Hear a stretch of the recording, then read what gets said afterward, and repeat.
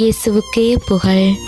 இயேசுவில் பிரியமானவர்களே, இன்று நம் ஆண்டவர் 1 தீமோத்தேயு 6ஆம் அதிகாரம் 7ஆம் வசனத்தினூடாக இவ்வாறு நம்மோடு பேசுகின்றார். உலகத்திற்கு நாம் எதையும் கொண்டு வந்ததில்லை, உலகத்தை விட்டு எதையும் கொண்டு போகவும் முடியாது. போதும் என்கிற மனதோடு கூடிய தேவ பக்தியே மிகுந்த ஆதாயம். தன்னிடம் இருப்பதே போதும் என்று யாரெல்லாம் நினைத்து திருப்தி அடைகின்றோமோ, ஆண்டவர் அவர்களைத்தான் மிகுந்த ஆசீர்வாதத்தோடு வைத்திருக்கின்றார். ஆனால் இன்று நாம் எப்படியாக வாழ்கின்றோம்? போதுமென்று மனநிறைவோடு வாழ்கின்றோமா? இல்லை, இருப்பதை விட இன்னும் அதிகமாக வேண்டும் என்ற பேராசையோடு ஓடிக்கொண்டிருக்கின்றோமா? ஒரு மனிதனுக்கு ஆசை இருக்கலாம், அது மனித இயல்புதான். ஆனால் பேராசை என்கிற ஒரு கொடிய வியாதி போன்றது. சிறுக சிறுக எங்களை அழித்து கொண்டிருக்கும். ஆண்டவர் எங்களுக்கு எல்லாம் கொடுத்திருக்கிறார், அளவாக கொடுத்திருக்கிறார்.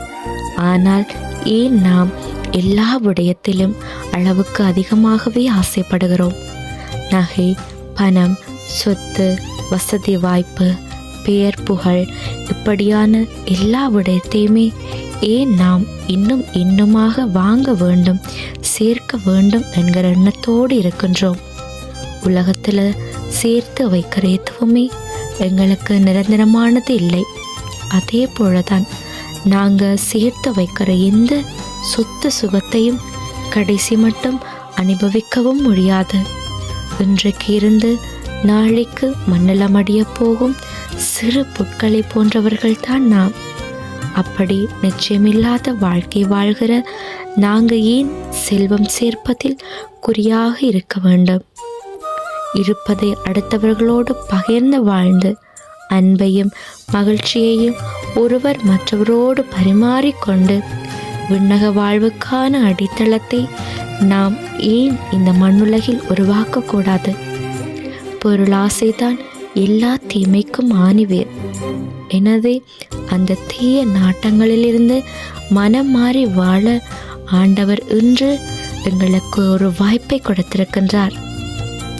ஆண்டவர் கூறியது போல உலகத்திற்கு நாம் எதையும் கொண்டு வந்ததில்லை, உலகத்தை விட்டு நாம் எதையும் கொண்டு போகவும் முடியாது என்கிற சிந்தனையோடு நாம் வாழ வேண்டும். எனவே இன்றைய வார்த்தையை மனதிலே பதிய வைத்து கிறிஸ்து ஆண்டவருக்கு உகந்த வாழ்க்கை வாழுவோம். ஆமேன்.